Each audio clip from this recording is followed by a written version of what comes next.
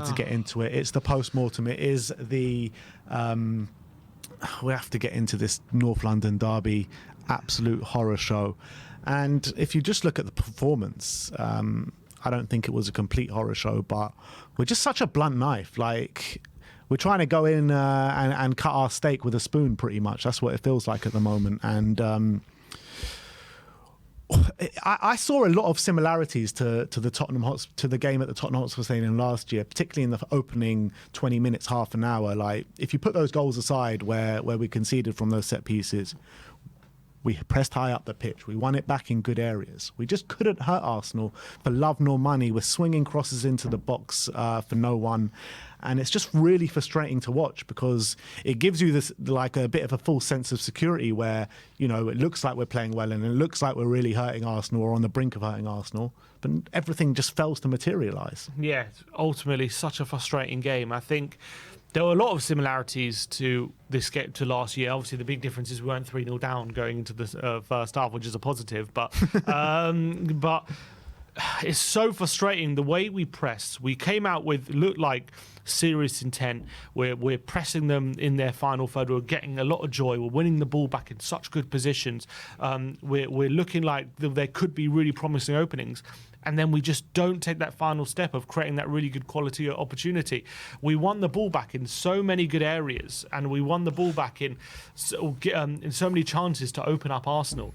But we just weren't able to create anything. I've got some screenshots here of how many times we were able to win the ball back and the openings we created against Arsenal, but we weren't actually able to create a good opportunity from these openings. And bring on the first one here. So we not this one, then one after, this one. So bring on this one. we win the ball back off Jorginho high up the pitch. Decky finds himself in a really promising area. He has two options, either cut inside and shoot, which is maybe a bit more difficult, or could he slide in Brennan Johnson there on the right-hand side?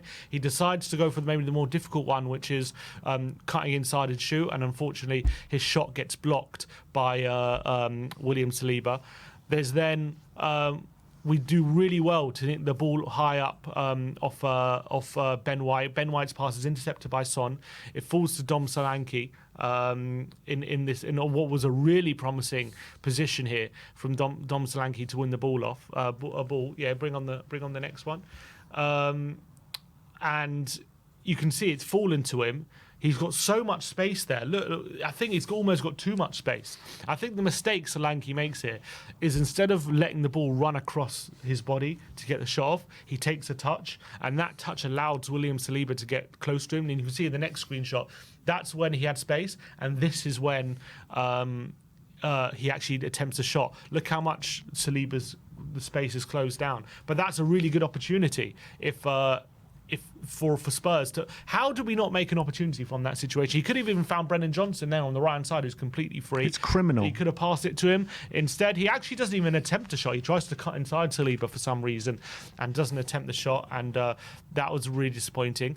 And again, 26 minutes in, we nick the ball off Thomas Partey, really promising position, and again, look at this. We win the ball. It falls to Dejan Kulusevski, and if you go to the next shot, this is when we have, if you actually look at that, there's 3 Arsenal defenders and there's 5 Spurs attackers. So again, how do we not make an opportunity from this kind of opening? Instead, Decky, I think, was a bit guilty of dallying on the ball a bit, and Saliba gets the challenge in, and Arsenal win the ball back. But these opportunities in the first 25 minutes, we had to make a good quality chance. And this is what Ange was talking about in his post-match interview. He was talking about how we found ourselves in a lot of good positions and we didn't create chances from them. And these are positions where if you're a top team, you're ruthless in those situations. No, you make a good quality chance. You make a good quality opening. You make the keeper make a good save. You do something to make the most out of those situations, because look, don't get it twisted. The fact that we've created those openings, a lot of teams, I know a few teams this season have done that against Arsenal, but we've done that a few times in the opening 35, 25 or opening half an hour. And that's a lot to do with how Ange has coached the team into pressing, getting close to the opposition, getting in their faces, winning the ball back. And then once they get in that position, it's on the players' individual ability to create those chances, and they just weren't able to do it. And that was really, really frustrating. And I think Ange will be tearing his hair out on the fact that we've created those openings and haven't created a good opportunity from any of them. And that was really frustrating. We did create a couple of chances. Obviously, Decky had a shot early on, which Raya saved. And then I think there was a cross from Decky, which was flicked on by Brennan Johnson, and Raya had to make another save. So we did force a couple of saves out of Raya. But from those openings, there should have been at least a goal out of one of them. And that was really frustrating. Yeah, and the best chance of the first half does fall to Arsenal, with Martinelli going for own goal. I thought, was it Romero who got done in the build up to that goal? But the Romero comes flying out, and then they prod it through to Martinelli, who missed a chance. It's ridiculous to have so much control of the game, so much possession, and create as little as we actually did. And we can talk about how impressive it is to win the ball back high up against Arsenal and play in their half, but we played into their hands throughout the game. This was their game plan. Their game plan obviously wasn't to lose the ball in those areas of the pitch, but their game plan was to keep it tight and just to nick a goal at somewhere, and that's exactly what happened throughout the game. So Arteta's game plan worked down to a T in this game, and whatever you want to say about how impressive it could be, we've seen these traits happen at Newcastle. We've seen these traits happen at Leicester. And now we've seen these traits happen against Arsenal. And it's a consistent theme that's happening now throughout this season. And it's followed on from last season. So are we looking at a team progressing at the moment? I think maybe you can argue that we are playing better in a few of these games objectively. But the same things keep happening. And I, for one, I am in full belief that Ange can get it right with time on his hands, and if he has, given that time from the board, the fans need to back it as well. But I'm looking at it and I'm thinking, are these signings in the forward line, are they good enough to keep Ange in his job? Because it's a results-driven business. Brennan Johnson is consistently playing poor. The only good game he has had is off the bench against Newcastle. The 3 games that he started, in my opinion, have been shocking. Wilson Odobert has been brought in as a 19-year-old, and he's shown flashes, but is he ready to come in and make a real difference right now? I question that. Solanke has played 2 games, so I don't want to get on his back too much, but he's had chances to win games for us, and he hasn't done that. So, and in Heung-min Son, I love the guy to bits, and I think he's been one of the best players in Spurs' Premier League history. But is he playing in the right position to get the best out of him? That's also a big question in this Ange Postecoglou system. So, do we have the right players in this forward line to fulfill the needs that Ange wants? And that's a big question mark. That was obviously the biggest worry. He didn't even mention Timo Werner. I think enough said about that one. But I think that's definitely, the jury's out on that. The jury is very much out on that. I did think, getting Solanke into the team would make a difference and would give us more of a focal point. I do think we've looked better with him in the team, and I think he did some really good stuff in the build-up up against the 2 Arsenal centre-backs. And you've got to remember, this is his second game, his home debut. It doesn't get much tougher than facing Saliba and Gabriel, and he didn't get much joy. The joy he did get was mostly in the build-up phases in the game. When it came to crosses in the box, first of all, he was feeding off absolute scraps because the delivery 9 times out of 10 was shocking. A couple of times they were able to find him. He did really well to manufacture a chance out of the looping header, I thought, which was, if he would have scored that, would have been a phenomenal header. So it wasn't even a good chance. He just about somehow manufactured a header out of it. And reminded me a bit of Harry Kane's goal against Arsenal all those years ago. Would have been a phenomenal header, but he was getting no spare change out of Gabriel and Saliba for a lot of the game, and he'll have easier opponents. And I think for a lot of the game, I thought his pressing was also really good. There was some really good moments where he won the ball back off the Arsenal players as well. So he showed he's capable of that. But you got to remember, it's only a second game. It's gonna take a while for him to get used to his teammates, to the runs that he has to make for the players to know what exactly runs he's going to make as well. So that's all going to take a little bit of time. And I think we will see it in time. He will start to score goals, but it's only a second game. I do think he'll make a big difference. But I have to say, Brennan Johnson yesterday, how many times he had an opportunity one-on-one with Timber to take him on, really take the game to him, force an opportunity. And he was on a yellow card. And he was on a yellow card, but time and again, he just didn't commit him. He didn't. Look, you got to give Timber some credit because I thought he defended very well throughout the game and kept. And when Johnson he must have had about 5 or 6 one-on-one opportunities to run at him, and each time either the cross was blocked or he went backwards. He wasn't able to do anything yesterday to ask different questions to Timber. He did the same thing every time, which was get the ball, run down the line, and have his cross blocked. The one time he did cut inside, he had a shot on his left foot, which was a really weak effort, which Ray had easily dealt with. And you just felt like if we had a player who was able to commit Timber and really go at him, like he could have really either got him sent off, or was able to get at least one cross off. He just wasn't able to get any crosses off. We've got Solanke in there waiting for a delivery, and Johnson just wasn't able to do anything. And it was the most frustrating game watching him every time getting to that right hand side, doing absolutely nothing. And I have to say, Son, to be fair, on a couple of occasions did Ben White and was able to create something. He even created a chance for Kulusevski early on. So he did little bits, but again, Son was also largely frustrating when we got the ball out to him. It seemed like he didn't have the confidence a lot of the time to take Ben White on, apart from a couple of occasions early on. And I felt like, as well, having Son so far away from goal, literally hugging the touchline, I've always said that you're not going to get the best out of Son playing in that position. Yes, he like yesterday, there will be a couple of occasions in the game where he will be able to get the better of his fullback. But if he's not creating a chance from those occasions, it's not going to happen. He's not this relentless winger anymore. So it's only going to happen once or twice a game where I think Son is clever enough to know that at 32 years of age, he's got to pick his moments to go at his fullback. He can't go at them relentlessly because he doesn't have the physicality at 32 to do it. But he can pick his moments. And yesterday he did that, I think, fairly well in the first half because he did it a couple of times. But again, we're talking about a situation where Son's coming off the pitch where he hasn't had a shot on goal.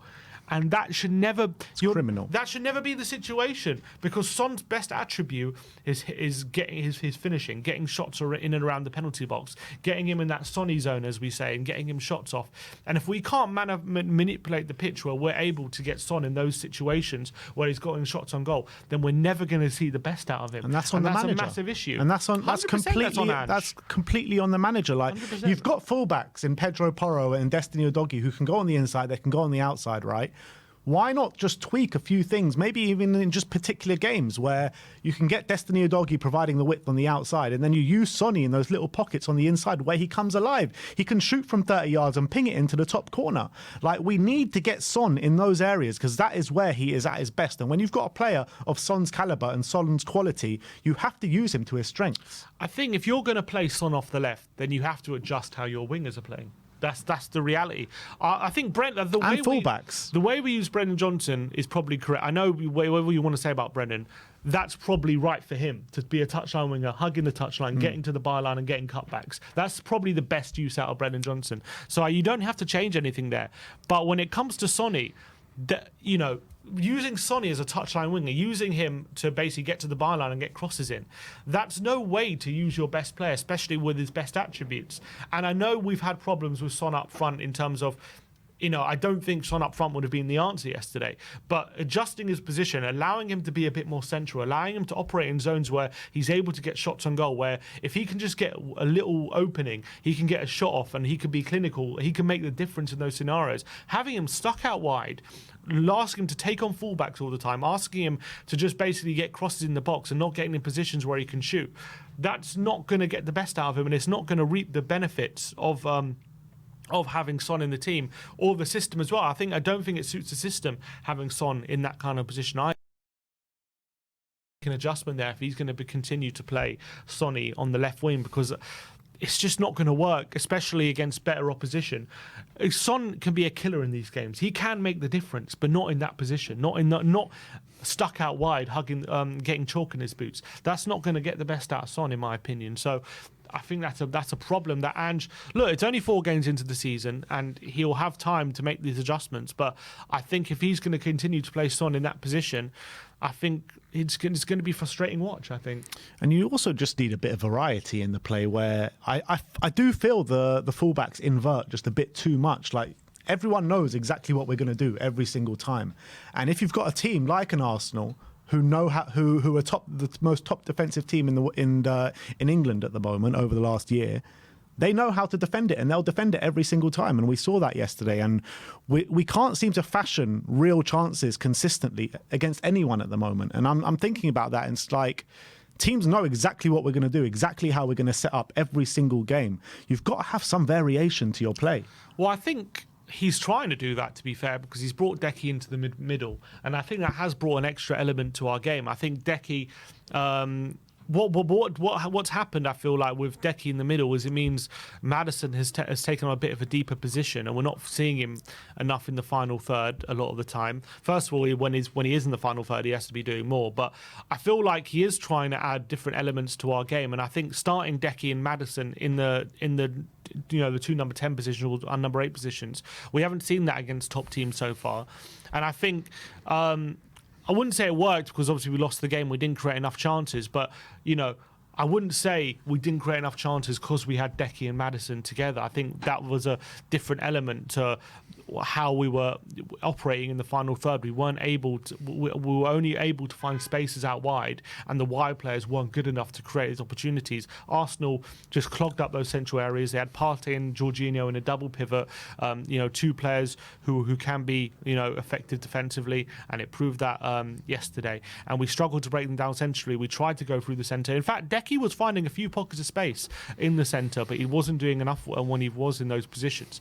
But I think give that dynamic time to develop, that will reap some benefits. But I do think he's trying to find different elements to how we're attacking teams, which is why he's wanted a more offensive number 8 in there. I think it's just going to need time. I think the answer is to persist with that. And I think we have to kind of adjust the wide positions and just how Sonny's playing, and that's going to reap more benefits. And as well, we just need someone. We need either Brennan to step up, or we need someone on the right hand side who's going to do something when they're finding themselves in space, because Brennan found themselves in all sorts of space yesterday and just wasn't able to provide any sort of quality, and that's a big problem. Yeah. So I think what's happened this season is we're actually finding more control in games. We're having more possession. I think we're dominating games a lot more than we were doing last season, in a weird way. So what's happening is we're getting less transitions in our favour because we're having more control. We're getting less transition. So the likes of Timo Werner and Brennan, who are really good in transition, they're actually becoming less effective in the way we're playing this season because we're having so much more possession.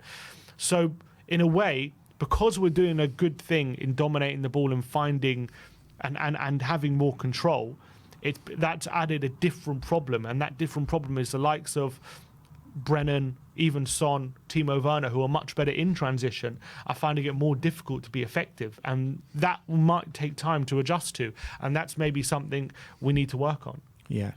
Let's talk about the corner then. So it's Romero again. The corner is, first of all, I think it's a shambles all round, but Romero is the main culprit. He is the culprit, to be honest, because what he has got Gabriel, he's watching him, and he allows Gabriel to get off him, and he allows Gabriel to get behind him, which is ridiculous. And you know what? All these people talking about, he's got 2 hands on him, he pushes him. I'm sorry, that is incredibly weak from Romero. For someone who prides himself on his physicality, for someone who's a World Cup winner, and people call him, some people call him, one of the best defenders in the world, it's incredibly weak. And it's a constant theme now this season where he's getting caught out. A majority of goals that we've conceded this season have all come from Romero being caught out. And I think as well, the corner is literally in pretty much on the edge of the 6-yard box. If that's Raya, he comes and claims it. If that's a top keeper, they come and claim that. Vicario needs to do better from these situations. He needs to be stronger. He needs to be able to shove people out of the way and go and get that ball. To be fair though, to Vicario, I feel like he has stepped that up in his game so far this season, 4 games in. Fair enough, but he did flap at one in the first half. True. Completely flapped at one, and I thought in this occasion he's got to be stronger. If you look at this picture though, in talking about those 2 hands Gabriel has on Romero, for me, if Romero goes down there, the fact of the matter is Gabriel does shove him with two hands. And it does make Romero move forward. Yes, Romero's got to be stronger. And yes, the fact that he allows Gabriel behind him is a problem in itself. How are you marking Arsenal's biggest set-piece threat and allowing him to get the run on you and allowing him behind you when you're supposed to be marking him? But I think if Romero is clever here, and if he goes down in this situation after being shoved by Gabriel, I think the referee rules it out. I think he gives a foul. And I even think VAR might even intervene in this situation, because I think Gabriel shoves him with two hands, and I think Romero's trying to stay on his feet because he knows a corner's coming in, and he doesn't want to let and whatever. I think he's weak in that situation. But if he's smart, I think if that's Gabriel or Saliba, they go down, and I think they get the free kick, because I do think it's two hands on him, and I do think referees will give a foul for that. Yeah, so I think if that's the case, I still think it would have been weak. I think it was barely a push. He pushed him from Gabriel. I think it was barely, and I think it's... It was a push. Well, regardless what you think, whether it's a push or not, it's a push with two arms. It's still so weak from Romero for what he's done. Like, he should never be getting barged out like that from Gabriel. This should never be happening. He's supposed to be our top centre-back, one of the best physical defenders in the world, and he's getting caught out every single game. It's nowhere... The start of this season for Romero has been shocking. Yeah, no doubt about it. It's been absolutely shocking. Every goal we've conceded has come from his mishaps. So... Yeah. Maybe VAR intervenes, but I think going back and talking about if VAR is intervening or not, if he goes down, I think that's just taking away talking about the flaws that Cuti Romero is showing this season, because I think it's been nowhere near good enough. Nowhere near. I agree. And I think even earlier in the game, he was caught out being rash in that chance that Martinelli had. Yep. What was annoying, though, is actually he started the second half really well. Like, I remember he put that big challenge in the corner and he was looking really up for it. And then this happens. And I don't know what is going on for his marking. He just switches off. He just completely loses Gabriel. He's not even looking at him. How do you allow him behind you? It's ridiculous. You should be goal side. That's like schoolboy stuff, be goal side from a corner. I think it's a joke that he allowed Gabriel that space, and Gabriel ends up getting the winner. And you know what I hate as well from Romero is these excuses coming on after the game about him retweeting this tweet from Gaston Edel saying, he had to fly home, not in a private jet, and he had a fever going into the game. First of all, don't make excuses after the game, and if you want this stuff to be made known to the manager or the hierarchy and stuff like that, you keep it behind closed doors. Don't start spouting about it on social media and stuff. I think it's ridiculous from Cuti. Yeah, and he's saying he had to play with a fever or something like that. I mean, if that is true, then make yourself unavailable if you don't feel up to it. If you don't feel like you're capable of playing the game. If you're saying, he had to play with a fever. Like, we got Dragic in there. He had a very good game last time. More than adequate replacement. Then say that you're not available to play if you feel that under the weather. I just think it's a bad look, though. Don't start after the game saying, I had to play with a fever, start making excuses. Like, come on. It's a bad look to come out after a North London derby defeat and start retweeting these kind of things. 100%. Like, why are you doing that? Smacks of making excuses, to be honest. And to be fair, I think Mickey van der Ven was brilliant throughout the game. I thought every challenge that he came up, he was sweeping up everything. I thought he dealt with Havertz really well, particularly in the first half in the air, albeit Havertz did win quite a bit off him in the second half. I was really impressed of how Van der Ven dealt with Havertz in the air, particularly in that first half.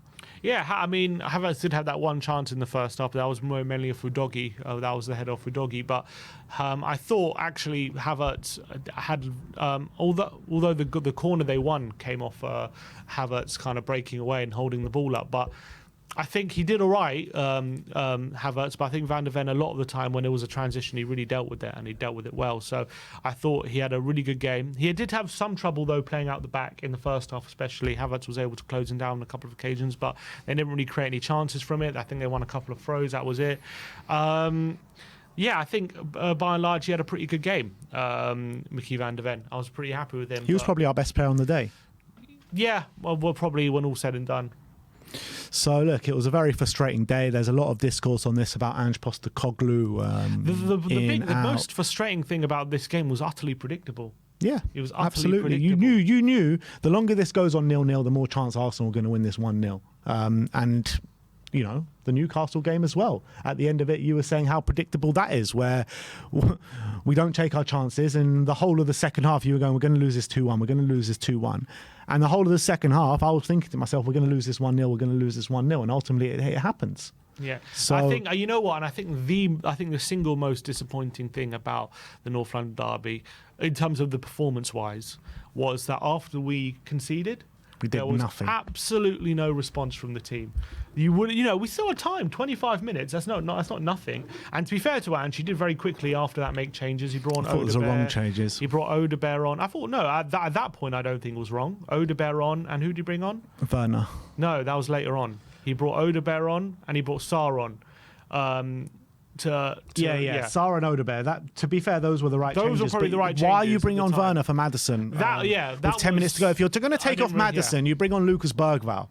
Yeah, we got told in the summer at the end of the window, we ain't signing a midfielder because we really believe in Archie Gray and Lucas Bergvall are here to make a difference and they're here to make an impact. Where are they? And also the fact that the way the game was, the state the game was in those last 25 minutes, Arsenal had really dropped down into like two banks of four, really low block, clogging up the central area. The only way we're going to break them down is a bit of quality from deep positions. You're not going to get that from Timo Werner. The only person capable of doing that was Maddison. If you're thinking he's tiring or whatever, you need to bring him off, or he's not happening for him. Then you bring on Bergvall. You don't bring on Timo Werner.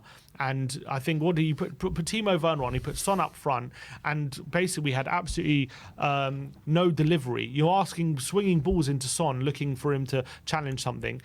Son's kind of dropping in deep positions. He wasn't able to affect the game in those last 20 minutes. We had then no Maddison, who was who's going to break him down from a deep position. Decky, I love him, but he's more of a dribbler in those ball carrying those positions. He's not going to be one to usually, create a bit of magic in those scenarios of this passing. We needed Maddison. If it's not Maddison, you have to give Bergvall a go. The fact he brought on Timo Werner, and Werner had a disaster class when he came on. That pass, when he's on the left-hand side, he passed it first time, and he just sets Arsenal up on a counter-attack straight away. And then he blocks Sarr's shot and being offside. Oh, my God, it was just...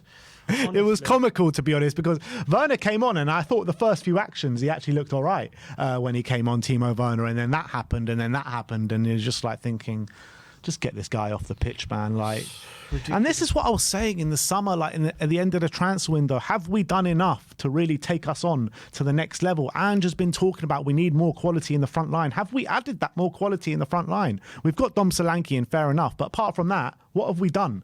Like, where is the strength in the wide areas? We don't have it. Yeah, that's the big problem. And as I said, I'm not unhappy with the Odebear signing, but why have we re-signed Werner?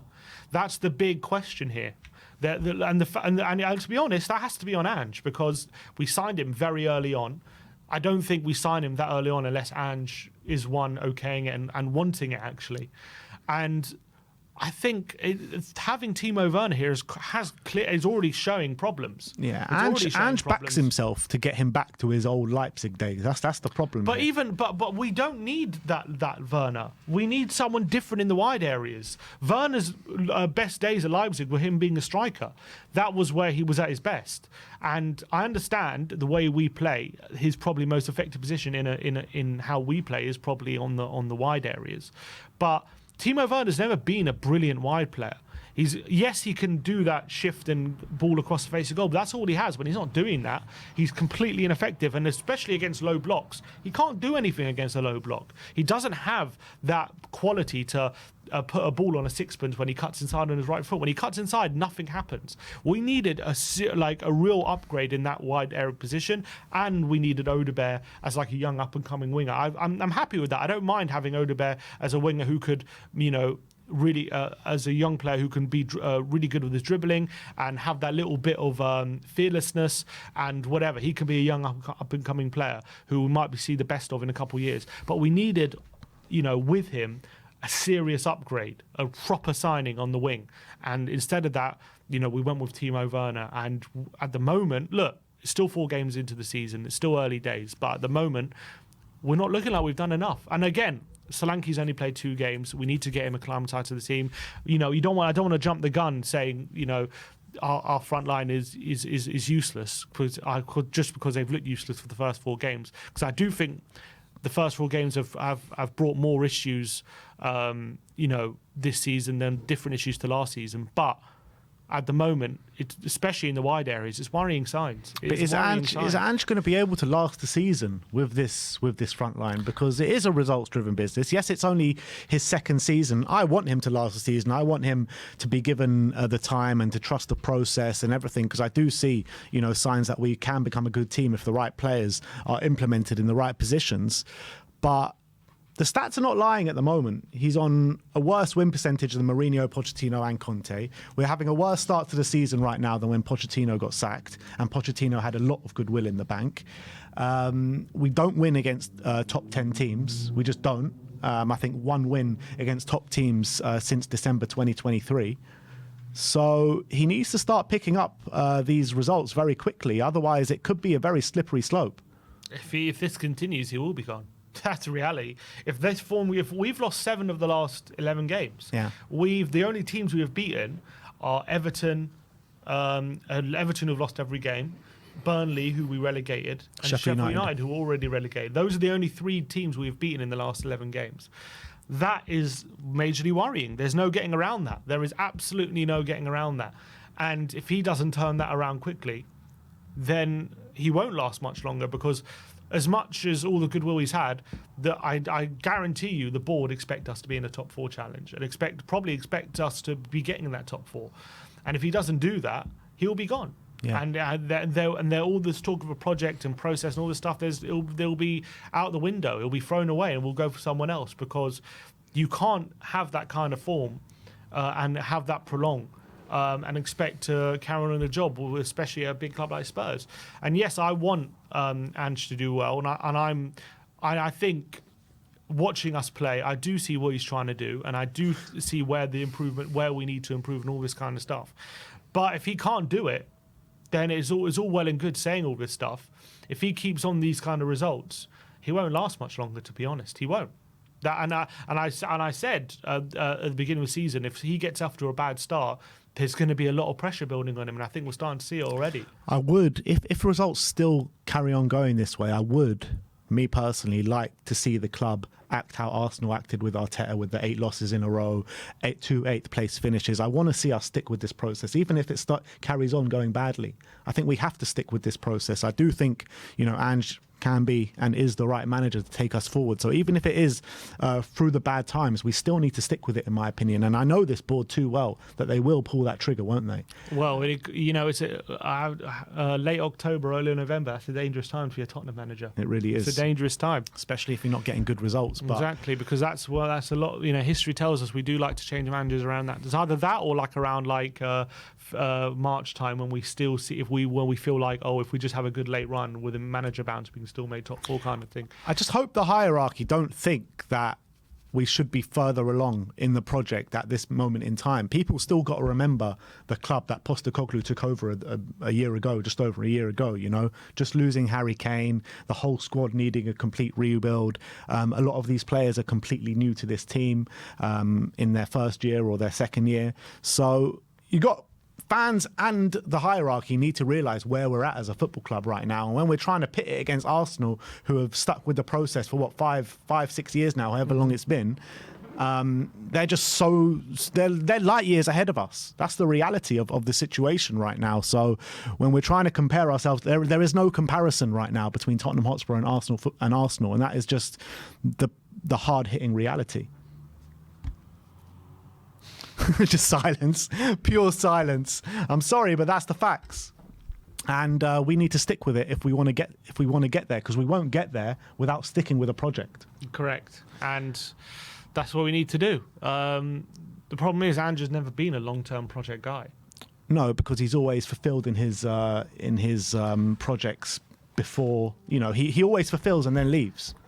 I think he will want to stick around to fulfill what he needs to fulfill here, to win a trophy, to get us fighting at the top. And I think he will be willing to stick around here until that happens, whether it be a short time or a long time. Let's talk about Andrew's comment after the game then, because I don't know. You can look at it two ways. Obviously, he was very bullish with you know, how he reacted. He was asked. He said the reporter said, "You usually wins things in your second season." He said, "I don't usually win. I always No, win I always win, in mate." in my second season." But he also said something quite worrying. He said something about, he was talking about the players. You know, have they lost a bit of belief or conviction? And it's his job to turn that around. But why 4 games into the season is that happening? Why is he questioning whether they lost conviction or belief? Because surely this is the time of the season where you should be 100% going all with the manager, especially if this is a manager who you really believed in last season and you really think is you really believe his methods are the way forward. Why 4 games into the season are we questioning whether the players have lost belief or conviction? Well, like, that's got to be a worrying sign, isn't it? I'm looking at the team yesterday, though. I don't see a team that have lost belief or conviction. That's what Ange's saying. I don't think they have, though. I think is it out of frustration, those comments? Because when you're looking, you know, forget Ange's comments, but when you're looking at that team yesterday, can you name me one player that you think has lost belief or conviction? The only one that potentially I can maybe look at is Romero. Apart from that, I don't think anyone has. Well, this is Ange. This is a manager. You know, this is him saying it. And but I'm asking you: do you think are you looking at that team and saying like these players have lost belief? I think in the last half an hour, yes. I think when Arsenal conceded, I definitely saw a loss of belief. I would have to say in the last 25 minutes. But I don't think that's a belief of what Ange is trying to do. That's a belief of actually breaking down this Arsenal team, who are the best defence in the country. And that's not what you want when you're trying to change that, have that mentality shift. You can't, especially in a London derby when you've got time on your side, you can't lose belief that you can get back in the game. And maybe we did do that in the last 25 minutes. I think I agree with you for the first, especially the first half, or for the first hour or so. I did think these players were up for it. They were, snapping at the heels of Arsenal. They were getting those challenges in, and we were creating good openings. But that stopped as soon as Arsenal scored. I feel like as soon as they scored, we didn't believe we could get back in the game. But we said it in our previews to the game. If we go 1-0 down in this game, it's going to be incredibly difficult, nigh on impossible to get back into this game. That's what we said in the build-up to this game, and that's what played out. And but when it comes to his comments, I always win in the second season. Yes, they're bullish, and it does show his confidence in himself.